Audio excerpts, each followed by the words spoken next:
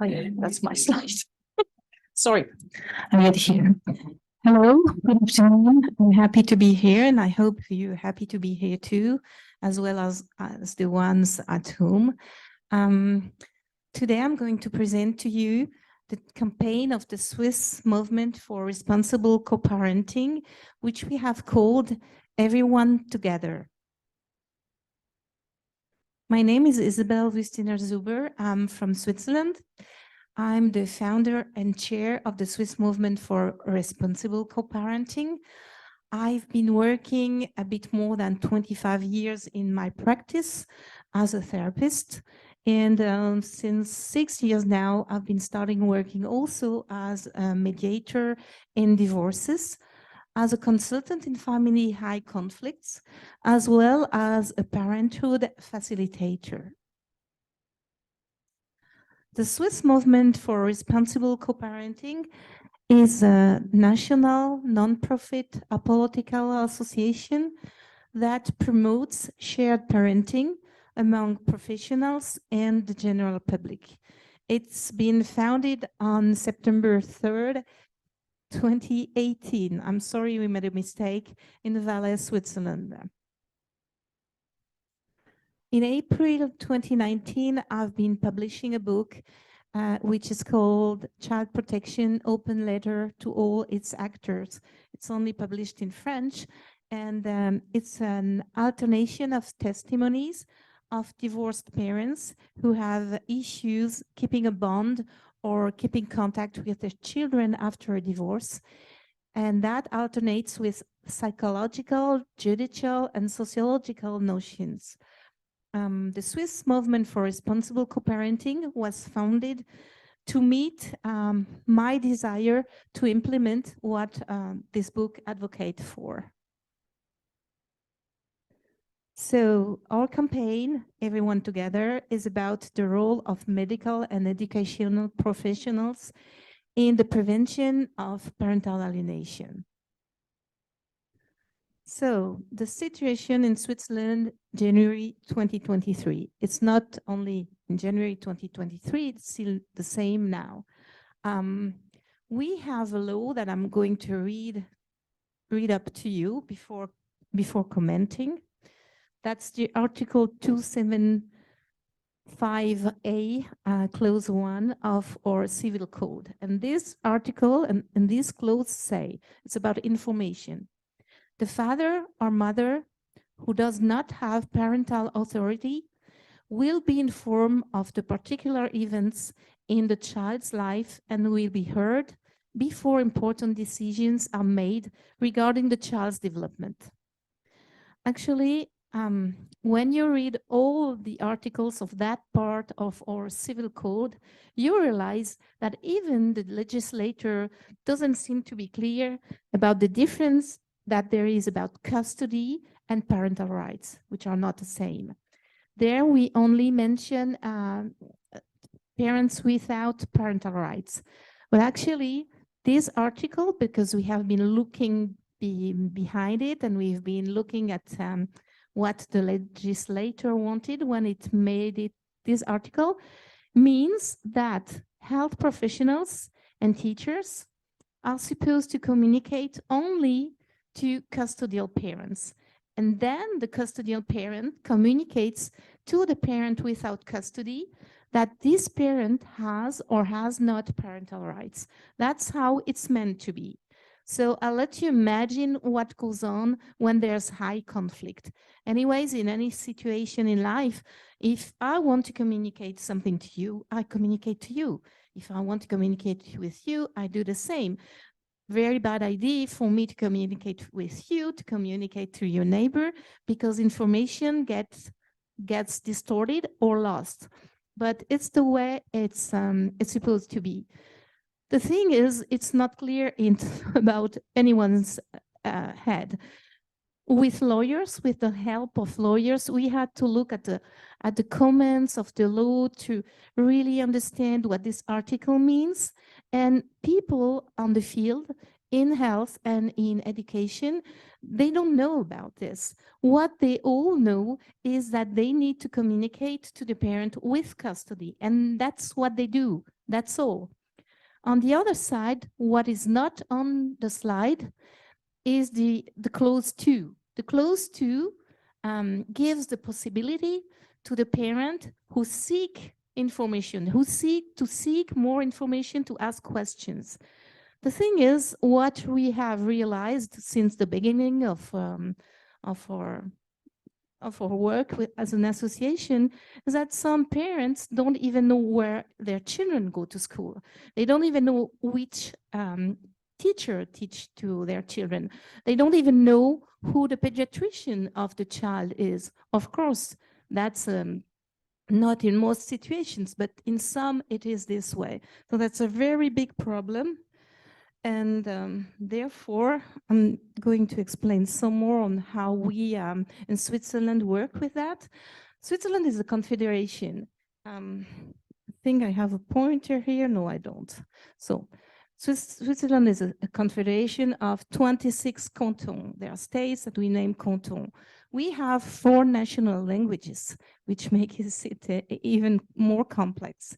And in each canton, there's a head of service for health, and there's a head of service for education. Regarding health, if we look at the health part, then below the head of service, there's a cantonal physician, cantonal doctor, and then under the cantonal doctor, there are the health professionals, doctors, physicians, nurses, and so on. And those people, doctors, can get together and have founded cantonal medical societies. So we have in Switzerland 26 heads of service for health, 26 cantonal physicians, 26 cantonal medical societies. It's the same for education. Education is the head of service in each canton. Under the head of service, there are a few different heads. I just mentioned on my scheme the head of mandatory education. And then under that person, there are elementary schools and centers and secondary schools. And below, the educational professionals, teachers to school, to minors. What we first did, starting on campaign last fall, in fall 2022, is to contact the doctors one by one, the one we knew, the one our members had contact with, and then do the same with teachers. So it takes a long time, and we realized people don't all have the same information. So we decided to do it another way. We went to see a few politics, and we went to see Mr. Sidney Camerzin. Mr. Sidney Camerzin is a lawyer and a notary living close to our place. And he's a national councillor since 2019 in the Swiss Parliament. Mr. Camerzin is known to have been committing himself to a change in family structures after a divorce. In 2021, he tabled an initiative promoting shared residency in cases of joint exercise of parental rights.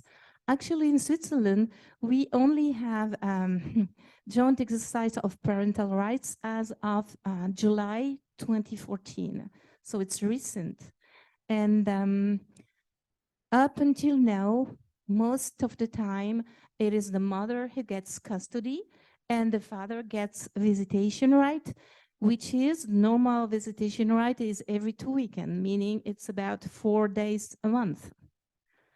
So actually, at the moment, a judge can decide that there will be shared parenting, but many times, if there's a slight conflict, if there's anything keeping him or her to decide that, then he decides for the usual old-fashioned attribution of sole custody. So, all together with this counselor, we discussed and we decided it would be good to change the law, because as long as we don't change the law, then it's up to the goodwill of everyone to agree to collaborate with us and to change things. And Mr. Kamerza has said we could do it so as to change law so that health professionals and teachers communicate to both parents directly without intermediary. And on the 17th of March 2023, so it's quite recent, he's tabled parliamentary intervention to ask and to guarantee that the right of each parent to get all information about their children. At the moment being, he's asked the question to the Federal Council, that is our executive group. And we wanted an answer from them, because if the answer is positive, then we are going to tell the other parliamentary, yes, the Federal Council is for it. If it's not positive anyways, it is going to go forward in June. That's the next meeting of the parliamentary. In June, then Mr. Kamerza will think or start or do it right away, an initiative to ask for a change.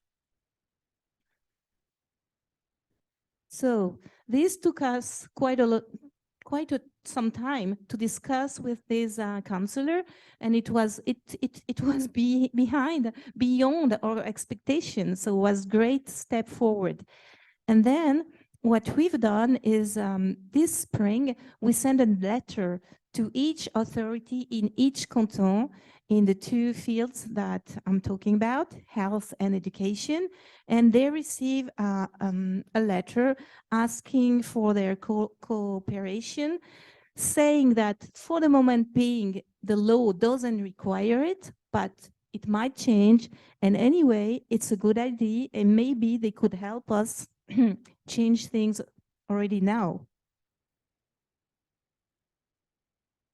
So enclosed to our letter, we added this, a proposal to standardize child registration forms in schools and medical centers. And on this form, that is not usual at all in Switzerland, we ask for the coordinates of the child, of the father, or parent one, for the mother, or parent two. We also wrote down parent one and parent two because since I'm not sure when exactly, but 1 or 2 years ago, homosexuals can get married in Switzerland and they can adopt. So we didn't want to exclude them. And what's really interesting is that is a worksheet, because of course we're going to continue going in schools, going and meet with doctors, going and meet with anyone interested. And there's a box to tick, joint exercise of parental rights or parental authority. And this way, reading this sheet, we can see where the child lives. We can see whether the parents are still together. We can see if they both have a parental authority, but in any way, they need to be both informed. They can also both request more information. The only thing a parent without parental rights cannot do is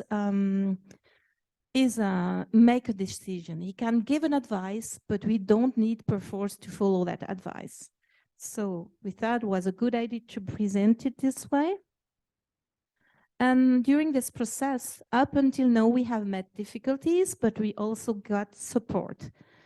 The difficulties reside in the fact that the educational and health professional, their concern are mostly what is relevant to their main field of action and of knowledge, of course. So they hardly feel that part of their professional duties could have to do with supporting shared parenting. Unless they directly had to deal with it in their personal life or the life of close ones, well, educational and health professionals, like actually anyone from the public, finds it difficult or may find it difficult to acknowledge that sometimes the situation is that bad that the non-custodian parent has no information. And in the typical case is, I'm the non-custodial parent, I don't get information, I don't even know where to ask my questions, And then I'm accused of not being interested in the life of my child, as I'm kept away, actually. And there's a deleterious feeling that remains that if a parent is lacking information about the child or kept away by the custodial parent, it's most probably related to that parent being abusing the child in some way. And this leads to the belief it's sometimes best to not share any information with the non-custodial parent. So what we've been observing is that as soon as there's a conflict, even medium conflict, well, professionals don't communicate with both parents. And we found support in our network that is partly formed of the colleagues of some of our members working in those two fields, the dedication of our members and the help of members of other parental associations in Switzerland, the support and recognition of our work by impactful professionals working in child protection associations, and the interest of a few politicians, especially Mr. Sidney Kamelza, National Councillor, that we thank here again. My conclusions are, it is only when the public will consider that a divorce and children no longer living with both parents at the same time is part of the new normal, and thus its specific needs to be addressed, that there will be real change in our professional practices. Along with the public, professionals of the educational and health fields need to take into account the new picture that is no longer that new of children having two residency.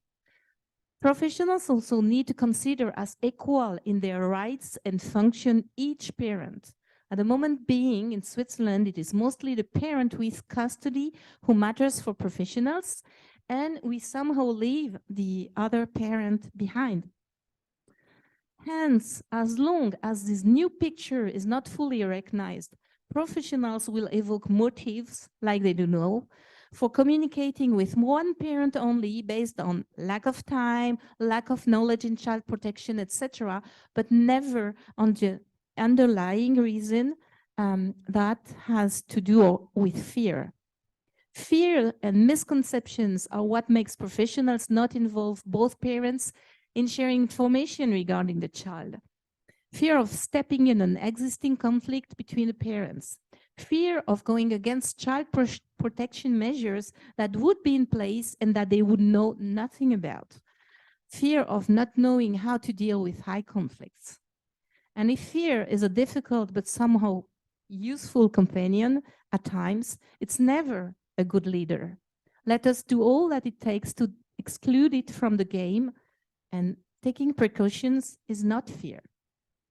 And my last conclusion is that a small and young non-governmental association can bring a change, and that small steps can lead to big changes. Thank you for your attention. And I don't know if you have one question to start.